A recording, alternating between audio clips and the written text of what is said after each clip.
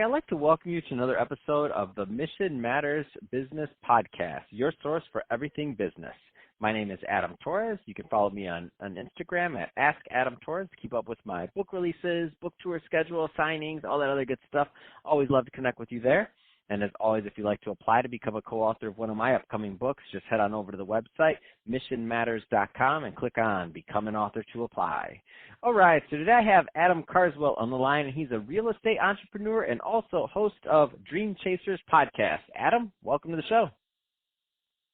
Adam, great name. Thank you for having me. I'm in. Great name also, and I didn't have any choice then. You can thank my mom for that one, but that being said, I'm excited to get into today's topic. I want to talk more about, of course, we're gonna talk about your podcast, the Dream Chasers podcast, but just to start out, let's get into how you got started as a real estate entrepreneur. So what was that turning point for you? Yeah, I'd say, I first got into real estate in 2016, and what led up to that was a bunch of other stories that we could talk for hours and hours about. So I'll just fast forward for you. From Cleveland, Ohio, was living in Washington, D.C. at the time, and I stumbled upon a course called the Carswell Connections Real Estate Mentorship Program. I was a residential realtor with RE/MAX at the time, but knew I had some curiosity in the commercial real estate sector, especially in investing, but had no idea where to start. I just knew it was an industry where a lot of people said that the sharks like to swim. I was following one of my favorite podcasts, which was not even necessarily a real estate podcast. It's called Anarchast. And now my boss, my mentor, one of my best friends, Hunter Thompson, he was on that show randomly. I reached out to him, and that's, again, kind of reverse engineering my description of how I got started. That's how I first met Hunter. Now, after I met Hunter, he let me know that he was creating this course, as I mentioned, which I just took, the Carswell Connections Real Estate Mentorship Program. Finished that course. Next thing you know, Hunter was kind of like, if you'd like to work alongside me, you can. I needed some projects done, and I'm going to be going to a conference. Would you like to join? And without hesitation, I said yes. One thing led to another. Now we've known each other for a little over 2 years, been working together very happily. And he also introduced me to another real estate professional that I work very closely with as well, and his name is Michael Flight. And Michael is the managing principal of Concordia Realty, which is, again, another private equity real estate firm focused on shopping centers and retail.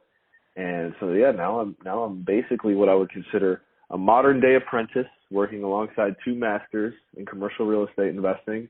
And the entrepreneurial factor is, at the end of the day, even though I'm working for both of them, I'm really setting my own schedule and determining what I want to do when I want to do it.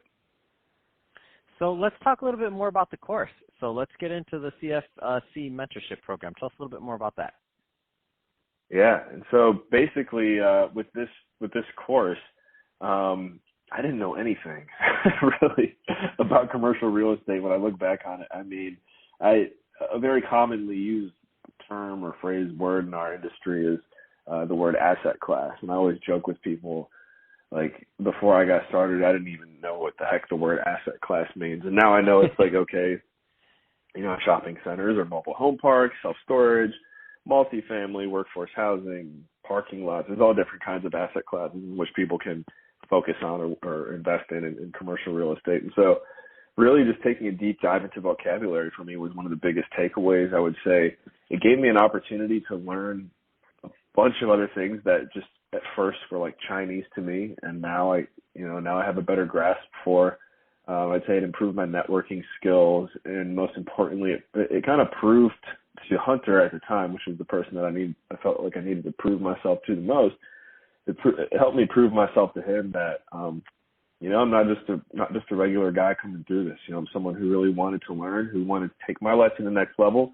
Hunter is 34, 35. I'm 28.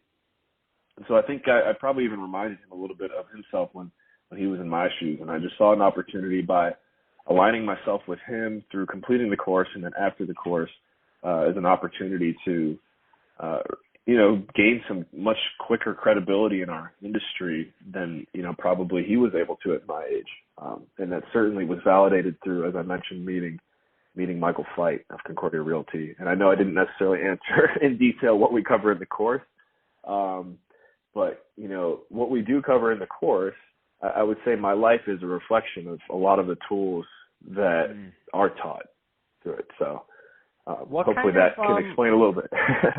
What kind of students are typically the right fit for CFC?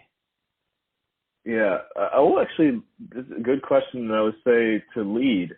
I'm actually not what the typical student looks like. Most of our students coming through are people anywhere from the ages of 30 to 50 years old. They've probably been working a 9-to-5 or a W-2 job for a large portion of their life, and they realize, wow, I'm going to be doing this for a long time, and my retirement plan isn't even necessarily as guaranteed as I thought it would be. I want to live a more financially free life. And so people who realize that, they can replace their consistent active income with passive income through real estate investments. And normally that's through a phrase called syndicating deals. So basically, if I were to syndicate a deal right now, I would go out into my network and the people that I know and ask them for their capital, for their money, because I have identified a real estate opportunity that's going to provide XYZ returns. And here's the proof type of thing. So a lot of people who are looking to, as I said, replace their active income with passive income through real estate are the ones who tend to be taking the course, but that's certainly not all of our students. We have real estate attorneys, sophisticated investors who are simply just looking to improve their investing skills take the course. There's a pretty wide variety, but that's what's most common. Man, that's awesome. So, Adam, if somebody is let's get into the podcast. So let's get it before I forget. Dream Chasers podcast. Tell us more about the show, the format, the content. Let's get into that one. So Dream Chasers is an example of how that course impacted my life, because I had Dream Chasers kind of sitting on the shelf for a few months. I would release one episode every month, not a whole lot to it. And then after taking the course, one skill that I picked up was, just taking your podcast and working with it with a sense of urgency. And Hunter really helped me ramp up my show. I'm closing in here now on episode 100. Woo! Congrats! That's awesome, man. Thank you. And there's some people out there I know who will put out like 3 to 5 episodes a week, and I tip my hat to them.